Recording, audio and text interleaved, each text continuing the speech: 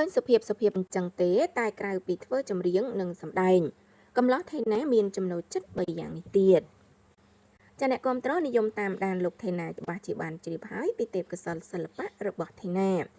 ដែលចាអាចច្រៀងនិពន្ធនឹងអ្វីដែលពិសេសគឺលោកមានទេពកោសល្យអាចសម្ដែងបានល្អទៀតផងចាយ៉ាងណាមិញបើក្រឡេកទៅមើលសកម្មភាពនៅខាងចាក្រៅឆាករបស់លោកថេណាវិញតារាចម្រៀងប្រុសរូបនេះត្រូវបានគេចាត់ទុកថាជាតារាចម្រៀងប្រុសស្រគត់ស្រគំដែលមិនសូវចេះនិយាយស្ដីនោះឡើយរហូតគេថាលោកជាបុគ្គល introvert ទៀតផងចាប៉ុន្តែយ៉ាងណាម្ចាស់សម័យខ្លួនធ្លាប់ប្រាប់ថាលោកអត់ introvert ទេគ្រាន់តែជួបមនុស្សមិនសូវស្គាល់លោកអៀនបន្តិចប៉ុណ្ណោះចាងាកមកកាន់ជីវិតឯកជនឯនោះវិញចាអាចនឹងមានអ្នកគាំទ្រនារីជាច្រើនចាចង់ដឹងពីលោកថេណាមិនថាតែរឿងរ៉ាវបេះដូងឬចំណង់ចំណូលចិត្តផ្ទាល់ខ្លួននោះឡើយ